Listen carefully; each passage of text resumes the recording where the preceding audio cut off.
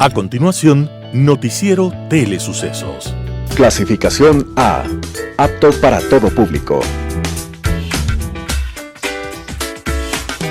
Un noticiero pensado para usted porque se lo merece. Nos acercamos a la realidad desde diferentes perspectivas. Noticiero Telesucesos. Primera parte del Noticiero Telesucesos con las noticias más importantes del día.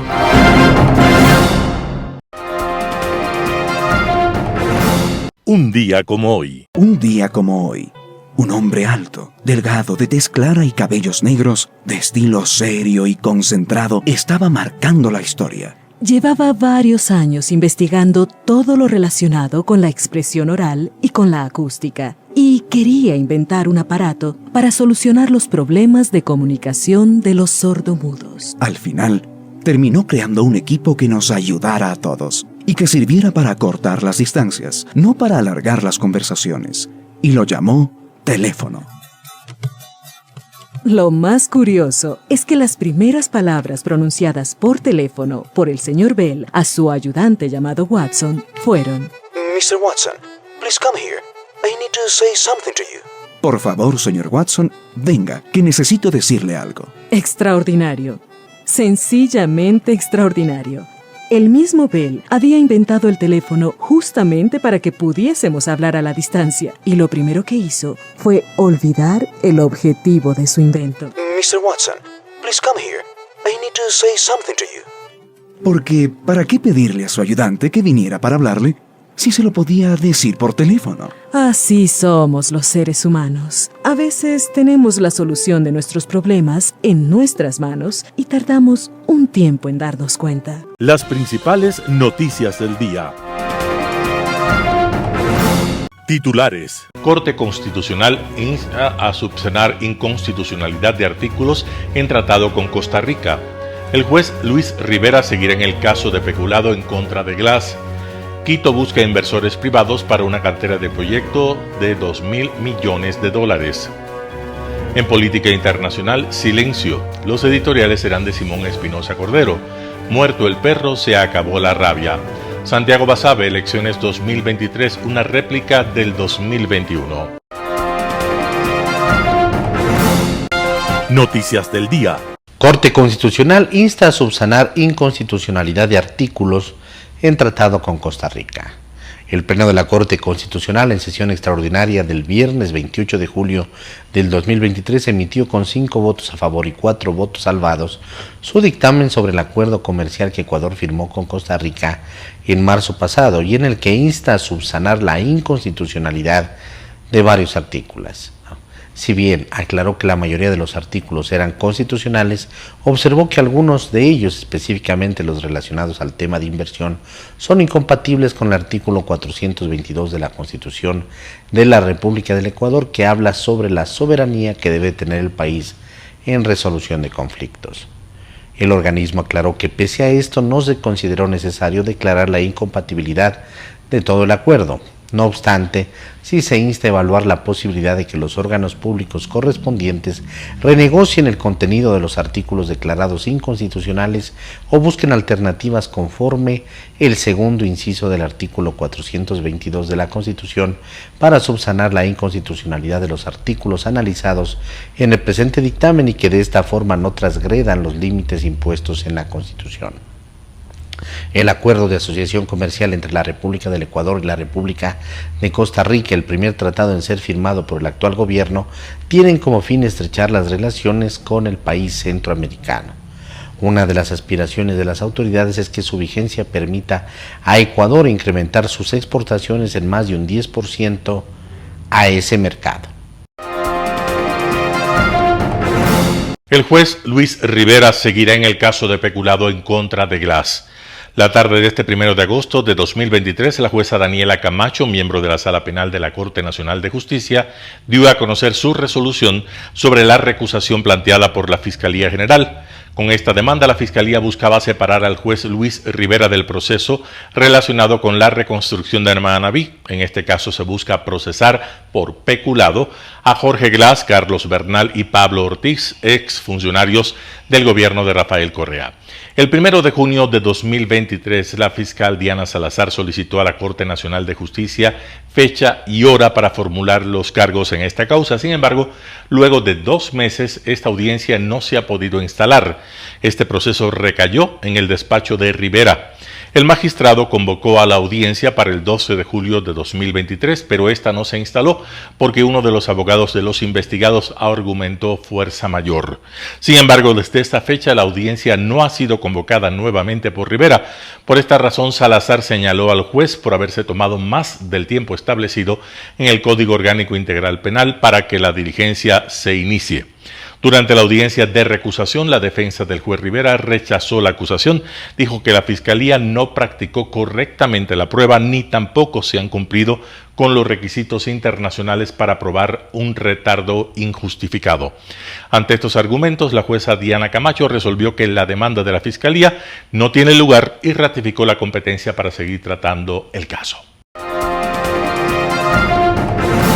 Quito busca inversores privados para una cartera de proyectos de $2.000 millones.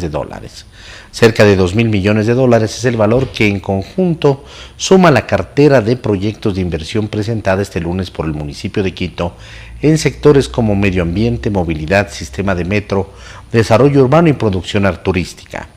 En una conferencia titulada Invierte en Quito, el alcalde Pavel Muñoz presentó ante empresarios y representantes de las embajadas acreditadas en el país el primer inventario de proyectos de su administración con los que espera hacer de la ciudad un destino de inversiones. Esta cartera de proyectos de colaboración público-privada, dirigida tanto al sector privado como a multilaterales, se estima en más de $1.000 millones en movilidad y cerca de $900 millones en medio ambiente, así como $73 millones en el sector productivo. Entre las iniciativas presentadas se destaca un programa de descontaminación de los ríos de Quito con la construcción de 3 plantas de tratamiento de aguas residuales. También se prevé ampliar la cobertura de agua y saneamiento para llegar a los barrios más nuevos por los que se expande la ciudad. La construcción de nuevo complejo ambiental que permita un tratamiento adecuado de los residuos. En movilidad, el alcalde quiteño no incluyó por el momento una eventual ampliación del metro de Quito, cuyas operaciones regulares se espera que inicien en la primera semana de diciembre. Asimismo, otras prioridades serán acometer la modernización del trolebús e implementar un sistema de gestión inteligente de tránsito. En producción y turismo anticipó la proyección de realizar un hub, centro de tecnología e innovación en la zona económica de desarrollo especial que se encuentra alrededor del aeropuerto de Quito, así como 2 recintos, arenas, de eventos tanto en el norte como en el sur de la ciudad. Entrevista del día. En Radio Sucesos estuvo Carlos Jaramillo, él es presidente del colectivo Ciudadano Afectados por los Créditos Educativos y SIFTH. El tema, el fallo negativo de la Corte Constitucional sobre deudores de créditos educativos. Escuchemos lo que dijo. La verdad, para nosotros como colectivo y haber sido la organización que está desde el inicio de este drama que se vivió con la entrada en vigencia del COA, vemos con preocupación, por un lado, y con cierta mezcla de preocupación y de alivio de que no se haya aprobado el decreto, porque para nosotros siempre los grupos vulnerables y siempre han sido prioridad para nosotros que se ayuda a las personas que tienen enfermedades huérfanas, raras. Recuerde, ustedes nos han hecho el seguimiento desde hace muchos años atrás, desde el gobierno de Lenín Moreno, sí. Y siempre ha sido esa nuestra prioridad número 1. Hoy el gobierno incluyó en el decreto ley a las personas con discapacidad, que lo vemos con buenos ojos, y esa es nuestra mayor preocupación, ya que si el decreto se aprobaba, eran los inmediatos beneficiarios de este decreto. Por el otro lado, tenemos el problema de que se subió el techo de capital para el tema de presentación de garantías personales, que siempre fue uno de nuestros problemas. ¿Ya? Lo vemos con buenos ojos y aplaudimos esa iniciativa. Pero nos cambian el tema de la garantía física por dos garantes. Entonces, las personas que tenían crédito entre rangos de 20 a 45,000, que es el mayor número, ahora tendrían que presentar dos garantes. Algo que es sumamente complicado, que alguien te presente una garantía personal, porque el gobierno Y eso estaba en este decreto de ley. eso está en el decreto, y obviamente el gobierno lo presenta como tan solo con una garantía personal podías acceder al decreto. No, no es tan solo, es imposible. Por eso es que la mayoría de personas garantes de nuestros créditos son familiares o personas muy allegadas. Entonces, ahí estaba una de las trabas, ¿no? Otra de las trabas es que la tabla de pagos que tiene el decreto sigue siendo poco amigable, no apegada a la realidad. Los pagos siguen siendo altos, entonces en algunos casos las personas pagaban menos con su crédito normal que ahora con el convenio de pagos. Qué curioso. Y bueno, ustedes fueron consultados, Carlos, para este decreto ley, para la elaboración, porque supuestamente es un decreto ley que pretendía beneficiar a las personas que estaban con estos problemas de coactivas por los créditos educativos. Claro, es interesante su pregunta, mi estimada Verónica, y la opinión pública sabe, ustedes saben, nosotros hemos estado atrás de esta lucha, y la última comunicación que logramos ingresar a la directora de gestión de conflictos del Ministerio de Gobierno, con quien estuvimos en diálogos permanentes, fue el 18 de abril del 2023. Resulta que entre estos diálogos, en mayo se presenta el proyecto de reformas, que es algo... Aquí tenemos que ser bien claros, mi estimada Verónica. Nosotros hemos estado al frente y en mayo se nos hizo a un lado, ingresaron con otro grupo de personas que pertenecieron en algún momento a nuestra agrupación y presentaron el proyecto de ley, el último que presentaron, acuérdese, con la bancada del gobierno a la asamblea en el mes de mayo. De acuerdo. Justo días antes de que se declare ya la muerte cruzada. Uh-huh. Entonces, los dos proyectos de ley que habla la Corte Constitucional es las primeras reformas que se aprobaron el año pasado al Código Ingenios, donde se pudo haber incluido todo este tipo de beneficios, pero simplemente entre el Ejecutivo y el Legislativo no nos hicieron caso, no preveyeron la urgencia económica, la vulnerabilidad y el tema sensible, y son las consecuencias que tenían. Más o menos es lo que dice la Corte, ¿no? Ahora les coge la urgencia cuando en realidad cuando presentaron el proyecto no era ni siquiera de carácter urgente en la Asamblea. Claro, usted sabe que tenemos experiencia y cuando sacamos con Lenín Moreno la ley de remisión se incluyó en un proyecto económico urgente para que justamente sea de aplicación inmediata.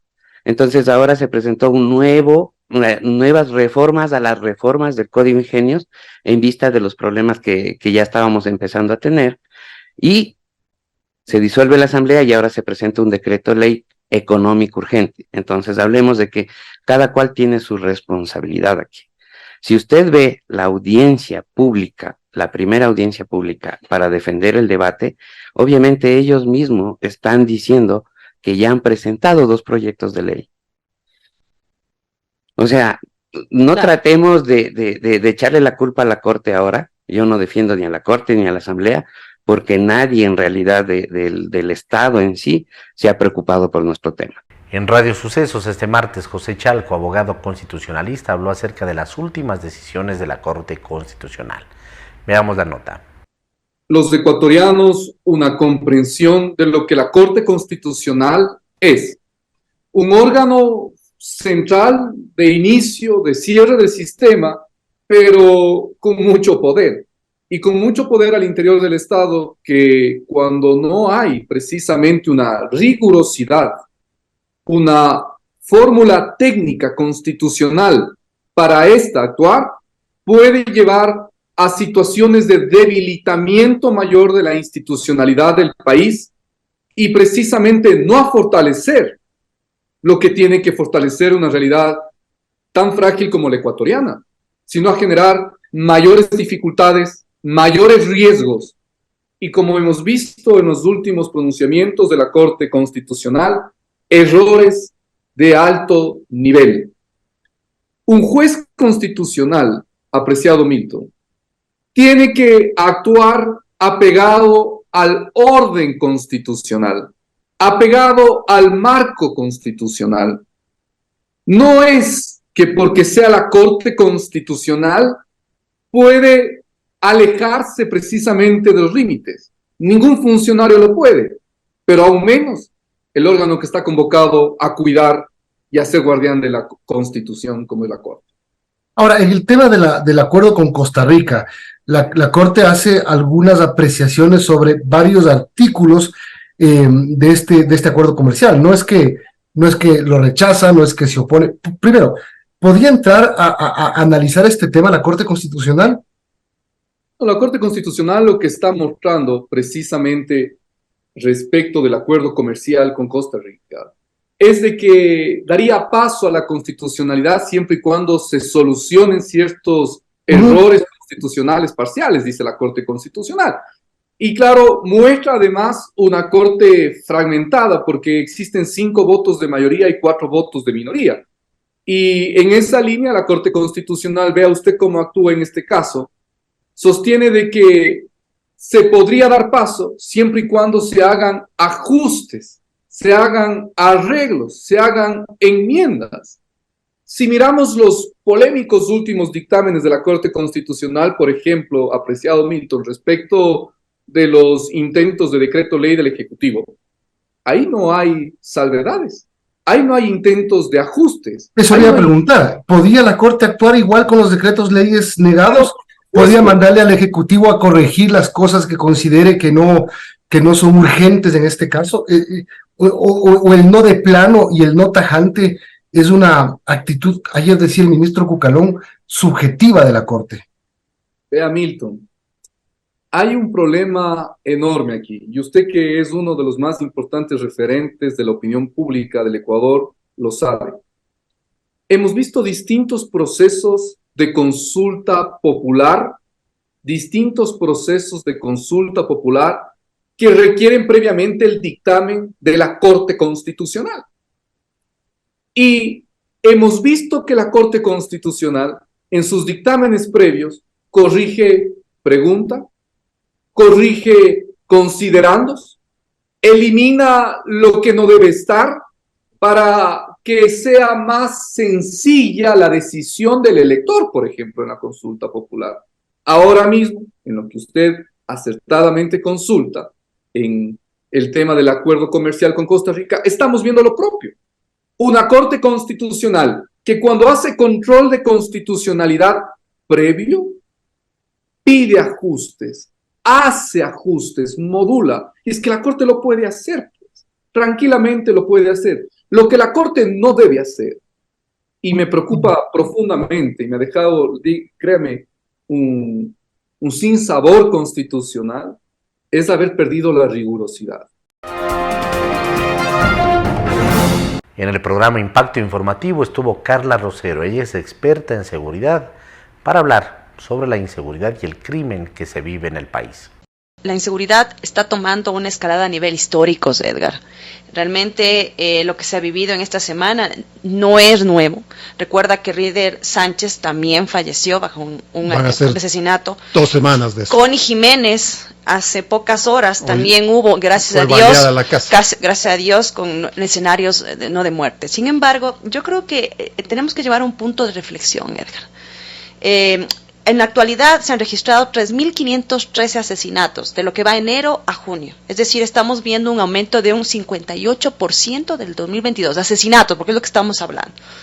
Adicionalmente, homicidios, la tasa fue de 26 por cada 100.000 habitantes. Estamos por cerrar este año alrededor de unos 40 homicidios por cada 100.000 habitantes. Yo pienso que es importante, definitivamente se vienen unos comicios este 20 de agosto y hay una responsabilidad mayúscula. Vamos por partes, yo creo que hay que escuchar, hay que entender la propuesta, porque el gobierno actual pues ha intentado hacer algunas cosas. Yo voy a determinar unas 3 que me parecen muy buenas, muy prácticas, muy activas frente a lo que estamos viviendo, pero falta. La propuesta electoral desde este 20 de agosto hay que revisarla, como te decía, se habla de dar insumos, de depurar a la policía, de reformas judiciales, de control de cárceles, pero ¿dónde está realmente la parte activa? Es decir, las decisiones realmente que deben ser drásticas, fuertes frente a lo que estamos viviendo. Quiero que la ciudadanía entienda que hay que plantear 3 escenarios que son reales. Tú no puedes negociar primero con un delincuente. Segundo, se necesita una verdadera política de seguridad. No la tenemos, Edgar. En la entrevista que tú en algún momento me lo hiciste, yo te decía, no tenemos política de seguridad. La política de seguridad basa su estructura desde entender cómo manejar los diferentes frentes. Pero ejemplo, lo de la semana pasada se dice que de alguna manera fue una negociación del gobierno con estos grupos criminales. Ahí se vio pues en una rueda de prensa, anuncio de Fito, y el ministro del Interior debió reconocer que había un policía en servicio activo en ese anuncio. Lo que acabas de decir, no se puede negociar con los delincuentes. Cuando tú manejas riesgos y manejas lo que es perfiles de riesgo, tú entiendes que cuando negocias con delincuentes hay 3 acciones. O tú estás llegando a un acuerdo, por tanto, una libre cadena que implica a corto o mediano plazo mayor exposición de la ciudadanía, mayor exposición a la gente que está como Connie, como Agustín, como Luis Chonillo, como todos los que han sido atentados. 2, el momento que tú dispones de una estructura operativa real, fuerte, ahí se generan resultados. No quiero comparar otros países porque muchos están comparándose con, tú sabes... Claro, no hay parámetros. No hay parámetros, pero definitivamente cuando tú generas estos acuerdos, yo no creo que se haya generado acuerdos, más bien son estructuras operativas de control o de manejo de comunicación, que es diferente. Sin embargo, mira, tenemos una Connie Jiménez que fue atentada hace unas pocas horas, mi querido Edgar. Entonces, pienso que la ciudadanía tiene que entender que hay 4 frentes que se debe manejar. Primero, una verdadera política. Entender que quien venga necesita ponerse los pantalones y generar una verdadera política. ¿Qué implica una verdadera política? O sea, los de ahora no tienen pantalones. ¿Quieres que te diga? Falta todavía mucho por hacer. Yo creo que el tema de incautar las armas y las decomisadas, entregarles a la policía fue una buena estrategia. Yo creo que fue una buena estrategia el definir como grupos realmente a estos grupos subversivos, como realmente gente que pueda atentar contra la vida y a las cuales yo puedo ejercer fuerza, fue una buena decisión, ¿no es cierto? Pero pienso que falta mucho más. Segundo, es importante los controles de las cárceles. Creo que las propuestas de algunos candidatos está alineada a ello, pero ¿qué implica eso, mi querido Edgar? Implica una reestructuración real de las cárceles.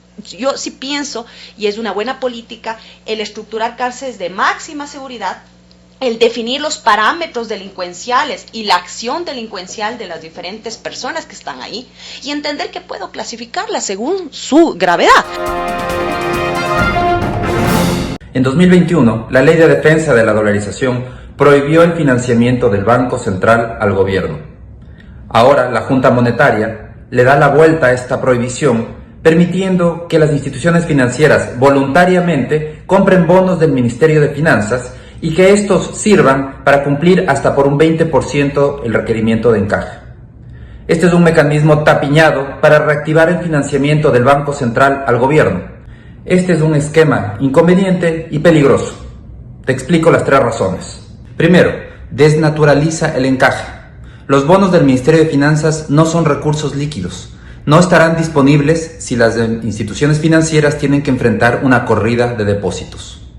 Segundo, eleva la exposición del sistema financiero al riesgo fiscal. Si hay problemas fiscales, puede darse un contagio al sistema financiero. Y tercero, se abrió una opción peligrosa. Lo que ahora es una inversión voluntaria por hasta el 20% del requerimiento de encaje, el día de mañana puede ser obligatorio o incluso elevar los porcentajes de inversión. Un eventual encaje ilíquido puede llevar a que un gobierno emita sustitutos del dinero o pague con bonos para evitar una corrida bancaria, poniendo en riesgo la dolarización. Estemos claros que la inversión directa por parte de las instituciones financieras en el Ministerio de Finanzas no es tan grave como la emisión primaria de dinero cuando se expande el balance del Banco Central. Es decir, cuando era el Banco Central directamente el que invertía emitiendo ecuadólares. Sin embargo, eso no significa que no sea inconveniente y peligrosa.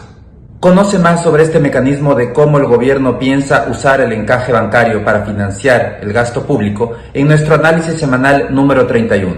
Te esperamos. Un panorama de noticias para su estatura intelectual.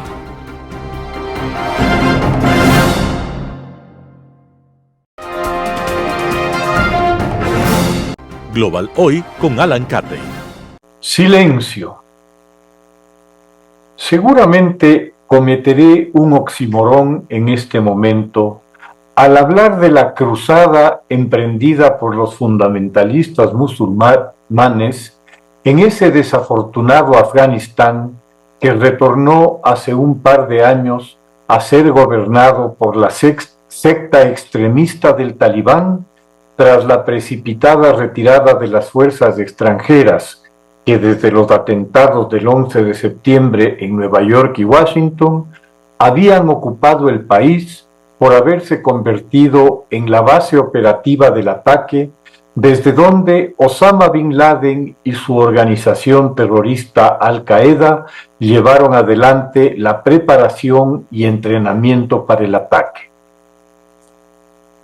La fe religiosa, llevada hasta sus extremos en su práctica, es una poderosa y aterradora forma de enfermedad mental, una psicosis de profundos efectos que logra alterar entre los que la adoptan y la aceptan, sin beneficio de inventario, la percepción de la realidad que se convierte habitualmente en una fórmula binaria de comprender al mundo, definida por algún profeta a través de un libro sagrado, cuya interpretación se arrogan unos clérigos a título personal. Ese mundo es un escenario sin matices, como la primera etapa del cine, en blanco y negro, con buenos y malos, con la arraigada noción del nosotros, virtuosos, santos, dueños de la verdad, y de los otros, malvados, pecadores, ignorantes. Oriente Medio ha sido la cuna, además de serlo de la civilización, de tres religiones, las más difundidas y practicadas en el mundo en este momento: el judaísmo, tronco común de las otras dos, el cristianismo y el islam, en sus innumerables sectas y variantes, a cual más estrecha y exclusiva, más segura de que, por alguna razón, su particular versión de Dios y de su inevitable mensaje es mejor que la de la competencia y les garantiza palcos de primera en el teatro de la eternidad, al cual los demás ni siquiera podrán aspirar. El mundo islámico, que en primera instancia se expandió aceptando a quienes llamara los pueblos del libro, refiriéndose a quienes participaran de la revelación divina a través de los profetas anteriores a Mahoma, pero que para su desdicha y seguramente eterna perdición, no habían logrado evolucionar a la nueva revelación, poco tardó en transformar esa tolerancia inicial en el sectarismo cada vez más extremo que lo ha llevado a su actual condición, que muchas veces, de una manera injusta, encasilla a todos sus seguidores en una arquetípica definición de extremistas y de fundamentalistas. Lamentablemente para el Islam, en un mundo en el cual, por razones que sería demasiado largo enumerar, este no es, y desde hace mucho tiempo, la pujante y hasta incontenible potencia que fuera en el pasado lejano de su triunfante expansión, al haberse estancado su progreso científico y cultural, mientras éste crecía en Occidente, lo que le permitió lograr a Europa alcanzar esa dominante posición que ha detentado en el escenario mundial durante los últimos 400 años. Esta realidad, sumada al hecho de que buena parte de ese mundo islámico cayera bajo dominación colonial europea durante un largo periodo, ha determinado que, para una parte significativa de sus fieles, su religión se haya vuelto un decisivo factor identitario que les aporta cohesión en un mundo que, para muchos, es hostil y amenazador. Cuando el escritor libanés Amin Maalouf escribe su breve ensayo Identidades asesinas, ciertamente da en el clavo al identificar como una de las más graves en este ámbito al fanatismo que las religiones pueden llegar a generar. Las noticias que han llegado de Afganistán en las últimas semanas nos hablan de una cada vez mayor radicalización del autoritarismo y la rigidez moralista del régimen talibán en su objetivo de establecer la pureza teológica en el país, naturalmente según el esclarecido criterio de sus teólogos, encargados, gracias a su divina inspiración seguramente, pero aún más seguramente, gracias a sus fusiles Kalashnikov, de imponer a rajatabla la voluntad de un Alá cuyo carácter de misericordioso se le quedó colgado en alguna palmera datilera.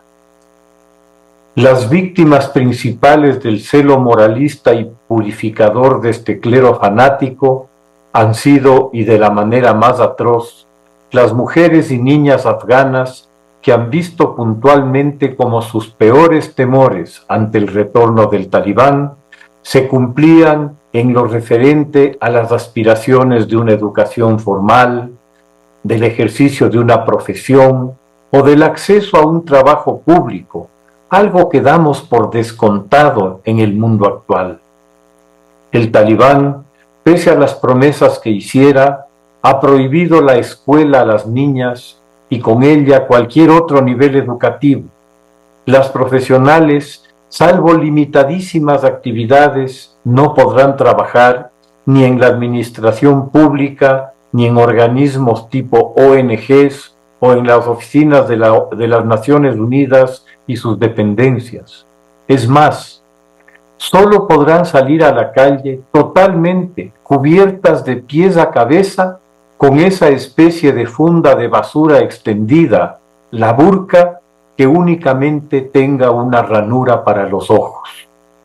Si la mujer debe viajar más allá de una cierta distancia, lo debe hacer acompañada de un varón familiar, a manera de chaperón, guardaespaldas y lazarillo, todo en uno, lo que presupone la ceguera y el posible impudor de la mujer y la peligrosidad de la muy moral sociedad en la que vive. Uno de los últimos reductos donde las mujeres se podían ganar la vida por su trabajo, los salones de belleza y peluquerías, que además eran de los poquísimos espacios donde ellas podían reunirse, fueron prohibidos la pasada semana para volver, si cabe, un grado más triste y gris a una sociedad que con cada día se asemeja más a una cárcel. Ahora el fanatismo y el oscurantismo acaban de dar otro paso más en el camino hacia la tristeza, en su enfermiza enemistad con todo lo bello, verdadera expresión de la divinidad si es que éste existe. Tras empeñarse en ocultar ese cuerpo humano, hecho, según sus doctrinas, a imagen y semejanza de un Dios del que evidentemente se sienten avergonzados, por lo que hay que esconderlo, y que incluye hasta la prohibición de representarlo en el arte, sea escultórico o pictórico, han pasado ahora a la prohibición de la música. Promover la música conduce a la corrupción moral, y tocar música extravía a los jóvenes, predica el titular del Ministerio de Promoción de la Virtud y Represión del Vicio, inimaginable institución, excepto en una sociedad enferma y neurótica, de sordos mentales, incapaces de encontrar, es más, desesperados por privar a su mundo de la belleza que la música aporta a la vida y la llena. El fuego de las inquisiciones ha sido el destino de guitarras, arpas y tamboriles, peligrosos instrumentos del demonio para los fanáticos, convertidos por la fuerza de las armas en los árbitros y censores de un Dios tan sordo y lamentable como ellos, hechos, esto sí, a su imagen y semejanza. Cuando todos estos imbéciles hayan callado, las notas de la canción de la alegría, del adagio, del pasillo y de la cumbia seguirán sonando y alegrando a un mundo que mucho las requiere. Muchas gracias. Editorial. Muerto el perro, se acabó la rabia. Artículo de Simón Espinosa Cordero. En entrevista con el prestigioso periodista Jorge Ortiz, ha dicho el señor Fernando Villavicencio que si ganara las elecciones, llamaría en tiempo oportuno a consulta popular para volver a la Constitución de 1998, derogando con valentía la vigente que abrió la puerta a los males que nos agobian, la desaparición de valores esenciales y el bloqueo al porvenir que la nación merece. Como dice un conocedor de la historia política, ¿matar la rabia? Sí, porque elimina la hoja de ruta del crimen transnacional que ha colonizado el país. ¿Matar al perro? Sí, porque a los criminales que metieron la mano al diseño original de los constituyentes de Montecristi, redactándola a lo isleño y a lo llanero, lo usufructuaron y ay, se les acabaría la farra crapulosa de su vida. Es claro, para mentes honradas y no comprometidas con el infortunio nacional o con el pernicioso negacionismo, que esta medida no significaría una regresión de derechos o una pérdida de los ya adquiridos, porque en la misma consulta popular iría la aprobación de un régimen de transición que, formulado con rigor académico por la universidad, mantenga los derechos y garantías adquiridos y que organice con base en la Constitución de 1998 la modernización de nuestra institucionalidad, volviendo a la ley como dimensión rectora del comportamiento, del poder y de la vida ciudadana. El constitucionalismo universal ofrece antecedentes idóneos que garantizan este mecanismo. Significa esto, en especial, que el señor Villavicencio es un hombre de Estado y no un pistolero mental que apunta solamente a la aventura eleccionaria coyuntural y oportunista. Nos anticipa con meridiana lucidez y entereza que su programa de gobierno sí tiene el fundamento existencial de un proyecto político: volver a la legalidad e institucionalidad del Estado. Ecuador tuvo un proyecto político que venía desde 1830 hasta que en el año 2008 este fue transformado por un proyecto mafioso constitucionalizado. Desmontar tamaño descalabro exige un liderazgo poderoso que supere con fuerza y vigor la perfidia opositora y sin términos medios. Alea hac est, la suerte está echada. Artículo de Simón Espinosa Cordero. Elecciones 2023, una réplica del 2021. Santiago Basabe, primicias. Aunque nunca un proceso electoral es igual a otro, las semejanzas de las presidenciales del 2021 a las de ahora son muchas. Por un lado, el candidato de la Revolución Ciudadana sigue liderando las encuestas y seguramente estará en segunda vuelta. Eso da cuenta que, a pesar de las diversas opiniones que pueden haber respecto al trajinar de esta agrupación partidista, la Revolución Ciudadana es la principal fuerza política del país. Lo dicho refleja también que, independientemente de quién sea el presidenciable, la votación de la Revolución Ciudadana se mantiene en niveles relativamente similares.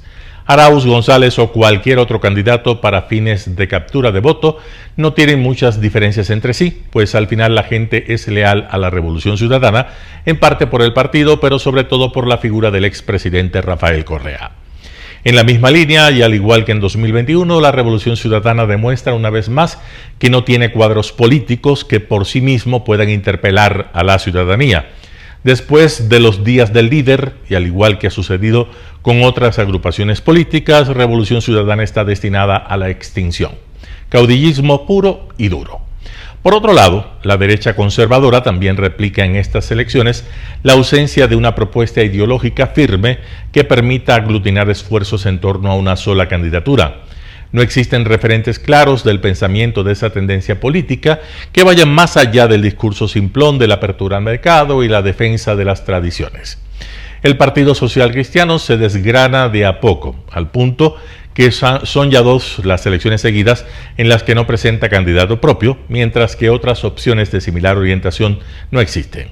Si ese espacio en algún momento pretendió ocuparlo, creo, con la muerte cruzada no solo se dio la carta de defunción del ahora inexistente gobierno, sino también de la organización política. Ahí hay un ejemplo claro que reafirma que el hecho de tener muchos recursos económicos por sí mismo no garantiza absolutamente nada. Avanza y suma, ni avanzan ni suman. Han sido incapaces en el 2021 y ahora de tener un candidato fuerte que salga de su propia cantera, a pesar de que Celi tímidamente intentó ser una opción.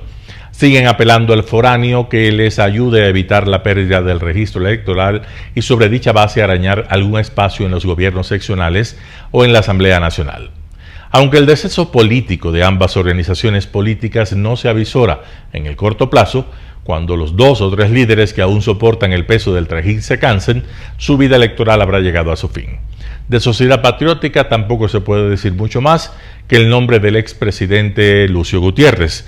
Él es el gerente propietario de una agrupación política carente de posición ideológica clara y que vive solamente en función de alianzas electorales variopintas. Ahora Gutiérrez no será candidato presidencial, asumiendo que el 1.78% de votos del 2021 le alcanzará para llegar a la Asamblea Nacional. La izquierda más radical, la del infantilismo, según el criterio de un expresidente y de mucha gente que piensa lo mismo, pero no lo dice públicamente, tampoco muestra algo distinto para este proceso electoral. El mismo Yacu Pérez y la misma propuesta idílica pero irrealizable en la praxis de la política y la economía. Ahí el único cambio visible es que antes Pachacutic daba la cara como organización política de respaldo, mientras que ahora son otros los que se han embarcado en esta aventura en la que no creen, pero que es útil para el objetivo de mantener la personería jurídica ante el Consejo Nacional Electoral. Utilidad pura y dura que salta a la vista de todos menos para el presidenciable. Otto, el del apellido difícil, quiere ser el Herbas del 2021, aunque con menos carisma y pocas ganas de llegar. Su mensaje no transmite nada al electorado a pesar de que muchos ven con buenos ojos su candidatura. Da la impresión, dicen algunos, que no quiere ganar la elección. Los otros, los Topic, Villavicencio, Novoa y Herbas, están ahí, simplemente ahí. No esperan mucho y van en carrera por el mero hecho de que esta elección les mantendrá en la palestra pública. En esto tampoco hay mayor diferencia respecto a muchos de los candidatos del 2021.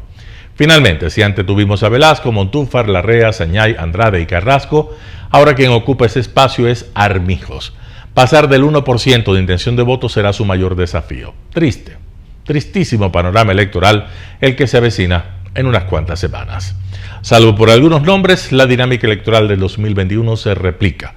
Se replica también el hartazgo ciudadano que no puede más con la incapacidad de nuestros actores políticos para ofrecer alternativas al país. De a poco, pero secuencialmente, caminamos a una nueva crisis política.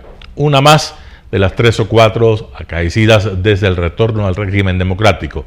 La que se viene, al igual que las otras, no se sabe cómo empezará y tampoco cuál será su epílogo. Lo único que sí es previsible es que, como siempre, los principales damnificados serán los sectores económicamente más deprimidos. Hasta tanto, a la ciudadanía no le queda otra opción que mirar en el 2023 una repetición tediosa y desgastante de las elecciones del 2021. Santiago Basabe, Primicias. Noticias internacionales. Se inicia en Lisboa la Jornada Mundial de la Juventud empañada por el escándalo de pedofilia. Arranca este martes en Lisboa la Jornada Mundial de la Juventud, el gran encuentro de 6 días que reúne a jóvenes católicos de todo el mundo. Un evento festivo y religioso, pero que está empañado por el escándalo de pedofilia que ha sacudido al clero portugués. Cerca de 5.000 niños fueron víctimas de los abusos sexuales de la Iglesia Católica lusa. Un escándalo que no afecta al entusiasmo de los que acuden del extranjero, aunque algunos son conscientes del problema. I'm excited to see people from all over the world celebrating the faith and just seeing how alive the church is and seeing that it's so much bigger than our little corner of Texas. Eu creio que é muito maior a beleza e riqueza dos valores da igreja do que seus problemas. A igreja tem suas fragilidades, mas a fé é muito maior. A fraternidade, a sinodalidade, a comunhão e a esperança que os jovens trazem. Tudo isso constitui um tesouro muito maior do que as fragilidades da igreja. El Papa Francisco, que llegará este miércoles a Lisboa, visitará Fátima para rezar por la paz en Ucrania antes de regresar a Roma el domingo.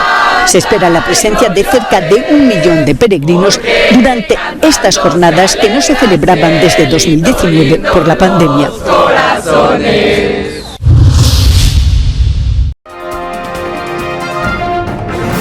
Hispanos se juegan la vida para limpiar ventanas en los rascacielos de la Gran Manzana. Llega durante las horas del día. Hoy es otra rutina en las alturas para Mario Campos, un ecuatoriano que encontró un mejor salario limpiando ventanas atado a un arnés y balanceándose en los rascacielos de Manhattan. No me da miedo verlo, sí me gusta, me enseñaba a eso, no es como hay ciertas personas no tienen la misma capacidad como para hacer esos trabajos, como que a mí me preguntan, me dicen que una persona está loca porque se va a tirar, pero ya depende de cada persona. La capacitación para estas tareas de alto riesgo en algunos casos es gratuita y es uno de los trabajos que buscan los migrantes. Normalmente ellos tienen que aprender por su cuenta, ver cómo se hace, ver a los demás. Siempre les he dicho que aprendan de los demás. Y lo básico, a poner a usar este que es el cilindro, se pone esto a usarlo, más que todo a usar esto. Pero la práctica ellos tienen que tenerlo en la ventana, porque de nada sirve que ya puedo tirarme si no tiene la práctica para limpiar. Lo que nos enseñan en el OSHAL, cuando reciben las capacitaciones, todo. Y hay que poner en práctica las enseñanzas que nos enseñan, porque sin eso vamos como que si no sabemos, ahí sí nos pasa un accidente. Motivados por el pago, muchos se juegan la vida en las alturas. Según reportes, en los últimos 3 años, al menos 2 personas han muerto limpiando ventanas en edificios neoyorquinos. Mario terminó 15 hileras antes de bajar para tomar su hora de almuerzo. Rocco Camash, quien murió en los ataques de septiembre 11 cuando limpiaba vidrios, se convirtió en la imagen de los que limpian ventanas en la ciudad. Ángela González, Voz de América, Nueva York.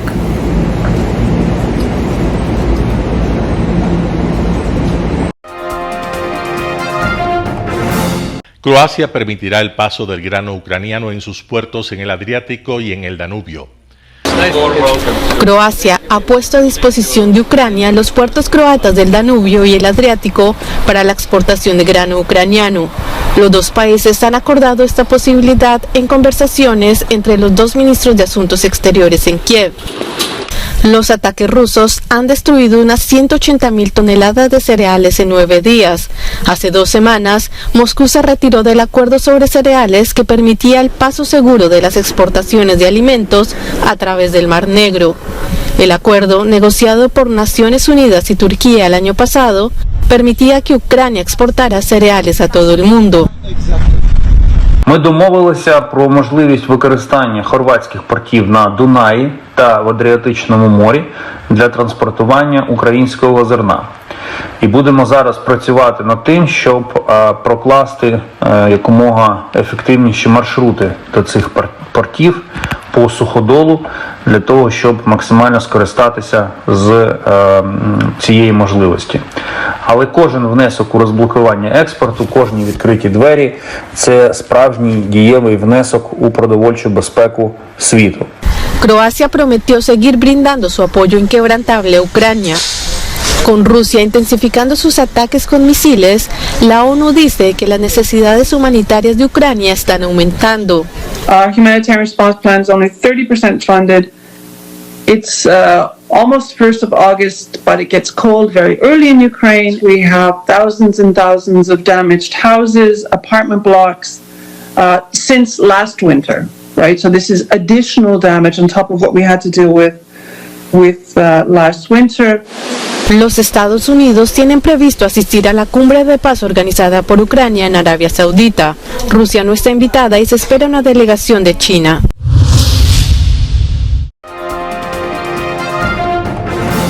Primera foto del presidente de Níger desde su destitución.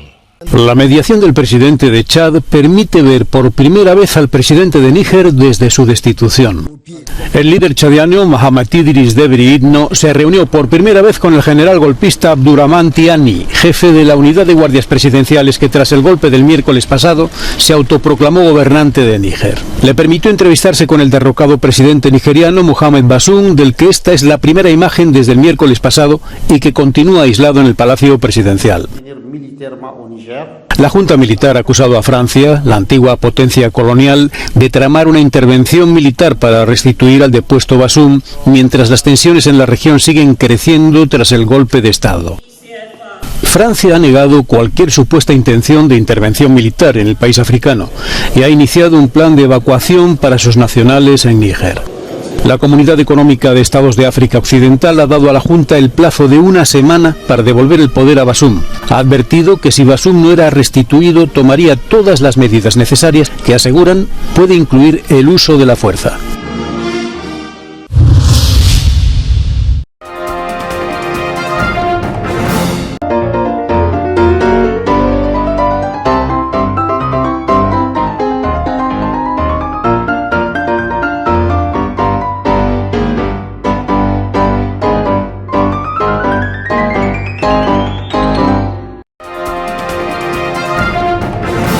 El término arena dejó tiempo atrás de ser sinónimo de muerte. Hoy es un espacio de vida, de desarrollo de una de las actividades básicas del comportamiento humano, el deporte, que quizá, como ninguna, moviliza sentimientos y emociones, elimina como principio la violencia, intereses personales, trampas, desunión e intrigas. El deporte, con sus valores, solo deberá entregar mensajes de bien para mejorar las actuales estructuras sociales y políticas en deterioro en las que vive nuestro país. Hoy entregamos a nuestra audiencia de la ciudad de Quito deportes y en especial a la parroquia de Calderón, uno de los sectores populares de mayor desarrollo de la ciudad, con una población estimada en 1 millón de habitantes que están en contacto diario con el canal 29 UHF, presente con sus instalaciones deportivas en Llano Grande, su centro de gravedad. Telesucesos, desde nuestro estudio principal y en el de Arena Telesucesos, es el único medio de televisión que transmite de lunes a viernes 4 horas diarias de diversos eventos y novedades deportivas: el ecuavóley, básquet, tenis de mesa, halterofilia, taekwondo, esgrima, box, cachascán, gimnasia olímpica. Pueden ser observados en Canal 29 UHF y en todas las redes sociales en su televisión, sin ningún costo, desde la comodidad de su hogar, en nuestro canal y en las redes sociales. Arena Telesucesos es el escenario en donde el deporte tiene vida. Nuestros invitados y jugadores están en la cancha junto a usted y como nunca antes en la pantalla de su televisor, acercándole a un espectáculo inolvidable de luz, color y fiesta. Por fin usted encuentra el deporte que practica y que nunca es transmitido ni considerado por otros medios de comunicación con la importancia que nosotros le damos. El ecuavóley es el gran protagonista en una cancha con todos los estándares y comodidad para su práctica. Es el único deporte ecuatoriano con partida de nacimiento ecuatoriana. Somos inéditos, nos acercamos al deporte popular de nuestra gente que comparte nuestros esfuerzos. En Arena Telesucesos, aparte del atractivo de los eventos deportivos que transmitimos con nuestra señal a los televisores de su hogar, también entregamos muchos de los valores que encierra el deporte y en especial privilegiamos nuestra identidad nacional en el ecuavóley, jerarquizando su presencia como el deporte con partida de nacimiento en nuestro país.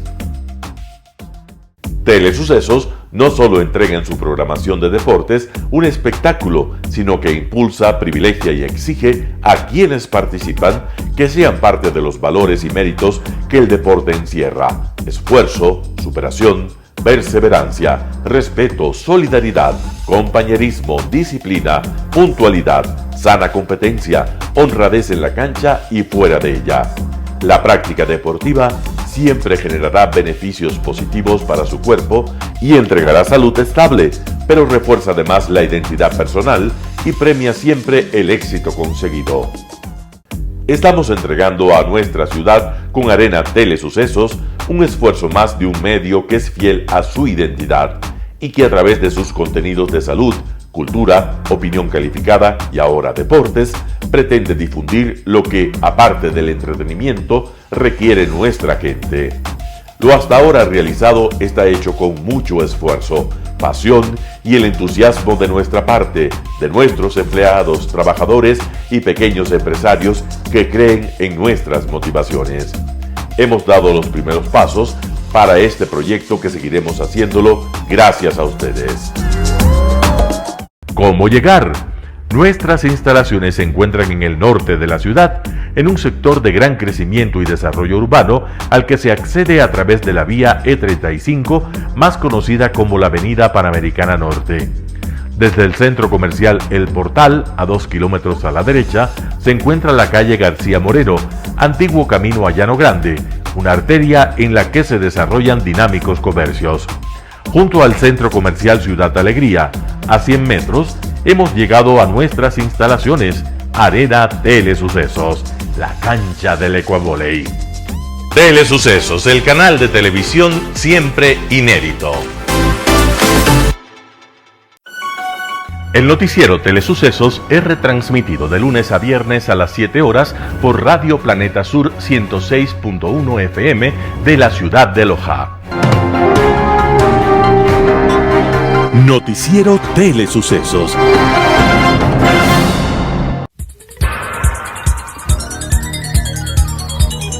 Las opiniones vertidas en este espacio por la producción y dirección del programa son de exclusiva responsabilidad de sus autores y de quienes intervienen en ellos.